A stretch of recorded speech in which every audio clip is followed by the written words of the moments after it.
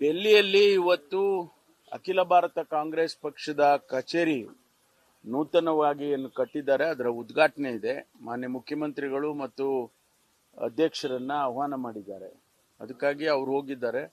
ನಾವ್ಯಾರು ಹೋಗ್ಲಿಲ್ಲ. ಹೋಗ್ಬೇಕು ಅಂತ ನಾನು ಅಂದ್ಕೊಂಡಿದ್ದೆ. ಅವರೆಲ್ಲ ಬೇರೆ ಬೇರೆ ನಮ್ಮ ಮುಖಂಡರುಗಳೆಲ್ಲ ಬ್ಯುಸಿ ಇರೋದ್ರಿಂದ ನಮ್ಮ ACC ಅಧ್ಯಕ್ಷರು ಮತ್ತು ರಾಹುಲ್ ಗಾಂಧಿ ಅವರು, ಸೋನಿಯಾ ಗಾಂಧಿ ಅವರು ಎಲ್ಲರೂ ಕೂಡ ಬ್ಯುಸಿ ಇರ್ತಾರೆ ಅಂತೇಳಿ ಆನಂತರ ಹೋಗೋಣ ಅಂತ ಪೋಸ್ಟ್ಪೋನ್ ಮಾಡಿದ್ದೀನಿ.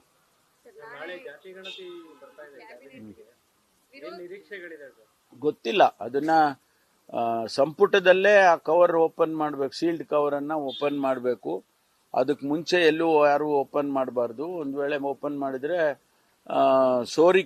ಮಾಹಿತಿಗಳು ಸೋರಿಕೆ ಆಗುವ ಸಾಧ್ಯತೆ ಇರುತ್ತೆ. ಅದಕ್ಕೋಸ್ಕರ ನಾವು ಎಷ್ಟೇ ಕಣ್ಣಲ್ಲಿ ಕಣ್ಣಿಟ್ಟು ನೋಡಿದ್ರು ಕೂಡ ಯಾರಾದರೂ ನೋಡಿದವರಾದರೂ ಹೇಳ್ತಾರಲ್ಲ, ಅದಕ್ಕೋಸ್ಕರ ಅದು ಬೇಡ, ನೀವು ಕ್ಯಾಬಿನೆಟ್ ಅಲ್ಲೇ ಅದನ್ನ ಕವರ್ ಓಪನ್ ಮಾಡಿ ಅಂತ ಹೇಳಿ, ಸೀಲ್ಡ್ ಕವರ್ ಓಪನ್ ಮಾಡಿ ಅಂತ ಹೇಳಿದ್ದಾರೆ. ಗೊತ್ತಿಲ್ಲ, ಅದರ ಬಗ್ಗೆ ಚರ್ಚೆ ಆಗತ್ತಾ ಆಗೋದಿಲ್ವಾ, ಅದು ನಾನು ಹೀಗೆ ಹೇಳಕ್ ಆಗೋದಿಲ್ಲ. ಓಪನ್ ಮಾಡಿದ ಮೇಲೆ ಮಾಹಿತಿಗಳು ಅಬ್ಸ್ಟ್ರಾಕ್ಟ್ ಆದ್ರೂ ಗೊತ್ತಾಗ್ಬೇಕಲ್ಲ. ಅಬ್ಸ್ಟ್ರಾಕ್ಟ್ ಆದ್ರೂ ಕೂಡ ಒಂದಿಷ್ಟು ವಿಷಯಗಳು ತಿಳ್ಕೊಳ್ಬೇಕಾಗುತ್ತೆ. ಅದು ನಮಗೆಲ್ಲ ಗೊತ್ತಾಗೇ ಆಗುತ್ತೆ. ಸುಮಾರು 160 ಕೋಟಿ ರೂಪಾಯಿ ಖರ್ಚು ಮಾಡಿ, ಸರ್ಕಾರದ ಹಣ, ಟ್ಯಾಕ್ಸ್ ಪೇಯರ್ಸ್ ಮನಿ ಖರ್ಚು ಮಾಡಿ ಒಂದು ವರದಿಯನ್ನ ಇವತ್ತು ಸರ್ಕಾರ ತರಿಸ್ಕೊಂಡಿದೆ. ಆ ವರದಿ ಪಬ್ಲಿಕ್ ಆಗಾದ್ರೂ ಆಗ್ಬೇಕಲ್ಲ. ಡೊಮೇನ್ ನೀವು ಆಕ್ಷನ್ ಮಾಡೋದು ಆಮೇಲೆ, ಅದರ ಮೇಲೆ ಕ್ರಮ ತಗೊಳ್ಳೋದು ಬಿಡೋದು ಸರ್ಕಾರದ ವಿವೇಚನೆಯಲ್ಲಿ ಬಿಟ್ಟಿರ್ತಕ್ಕಂಥದ್ದು. ಅದರ ಸರ್ಕಾರದ ತೀರ್ಮಾನ ಅಂತಿಮವಾಗಿ. ಆದ್ರೆ ಆ ಮಾಹಿತಿಯನ್ನಾದ್ರೂ ಕೂಡ 160 ಕೋಟಿ ಖರ್ಚು ಮಾಡಿದ್ದು ಹಣದ್ದು ಮಾಹಿತಿ ಆದ್ರೂ ಕೂಡ ಹೊರಗಡೆ ಬರ್ಬೇಕಲ್ಲ. ಅದಕ್ಕಾಗಿ ಎಲ್ಲರೂ ಒತ್ತಾಯ ಮಾಡಿ ಅದೇನಿದೆ ಹೇಳಿ ಜನಗಳಿಗೆ ಗೊತ್ತಾಗ್ಲಿ. ಅದರ ಮೇಲೆ ನೀವು ತೀರ್ಮಾನಗಳು ಮಾಡೋದಿದೆ. ಈಗ ನಾವು ಸೆನ್ಸಸ್ ಇಟ್ಕೊಂಡು ಸೆನ್ಸಸ್ಸಿನ ಆಧಾರದ ಮೇಲೆ ಅನೇಕ ತೀರ್ಮಾನಗಳನ್ನ ಸಾಮಾನ್ಯವಾಗಿ ಮಾಡ್ತಾರೆ.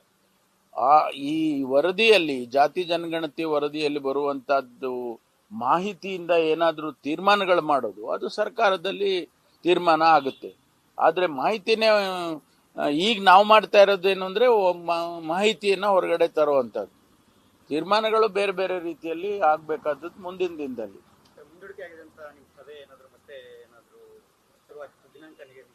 ಇಲ್ಲ, ಅದ್ರ ಬಗ್ಗೆ ಏನು ನಾವು ಚರ್ಚೆ ಮಾಡಿಲ್ಲ. ತಿರ್ಗಾ ನಾವೆಲ್ಲ ಮಂತ್ರಿಗಳೆಲ್ಲ ಸೇರಿ ಚರ್ಚೆ ಮಾಡ್ಬೇಕಲ್ಲ, ಮುಂದೆ ಏನು ಕ್ರಮ ತಗೋಬೇಕು. ಈಗ ಪೋಸ್ಟ್ಪೋನ್ ಅಂತ ಅನ್ಕೊಂಡಿದೀವಲ್ಲ, ಮುಂದಕ್ಕೆ ಏನ್ ಮಾಡ್ಬೇಕು ಅಂತೇಳಿ ನಾವೆಲ್ಲ ಸೇರಿ ಮಾತಾಡ್ಕೊಳ್ತೀವಿ. ತಿಮ್ಮಾಪುರ ಅವರು ಹೇಳಿದ್ದಾರೆ, ದಲಿತರು ಸಿಎಂ ಆಗ್ಬಾರ್ದಾ, ನಾನು ಕೂಡ ದಲಿತ, ನಾನು ಆಗ್ಬಾರ್ದಾ, ದಲಿತರು ಸಿಎಂ ಆಗ್ಬಾರ್ದಾ ಅಂತ. ಅಲ್ಲ, ಅವ್ರಿಗೂ ಸಾಮರ್ಥ್ಯ ಇದೆ ಅಲ್ಲ. ಅವರು ಏನು 30 ವರ್ಷ ಮೇಲೆ ರಾಜಕೀಯ ಮಾಡಿದ್ದಾರೆ. ಅವರು ಕೂಡ, ಅವರಿಗೂ ಸಾಮರ್ಥ್ಯ ಇರ್ಬೇಕಿಲ್ವಾ? 30 ವರ್ಷ ರಾಜಕೀಯ ಮಾಡಿದ್ಮೇಲೆ ಅವ್ರಿಗೆ ಯಾಕಿಲ್ಲ ಅಂತ ಹೇಳ್ತಾರೆ. ಯಾರಿಗೂ ಕೇಳಿದ್ದಾರೆ?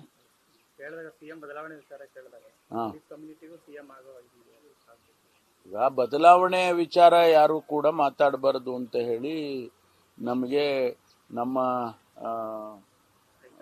ಹೈಕಮಾಂಡ್ ಪ್ರತಿನಿಧಿ, ನಮ್ಮ ಪ್ರಧಾನ ಕಾರ್ಯದರ್ಶಿಗಳು ಹೇಳಿದ್ದಾರೆ.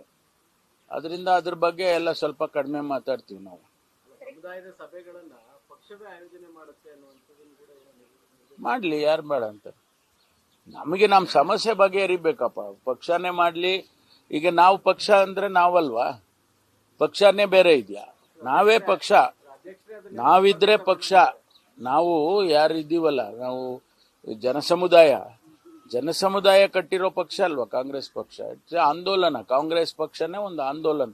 ನಮ್ಮ ಅದಕ್ಕೆ ಹೇಳೋದು, ನಾವು we are not A cadre party, we are it's A movement ಅಂತ ಹೇಳ್ಕೊಂಡೇ ಬರ್ತಾ ಇದ್ದೀವಿ. ಅದರಿಂದ ಅದು ಯಾರ್ಯಾರು ಯಾವ್ಯಾವ ತರ ವ್ಯಾಖ್ಯಾನ ಮಾಡ್ತಾರೋ ಮಾಡ್ಲಿ.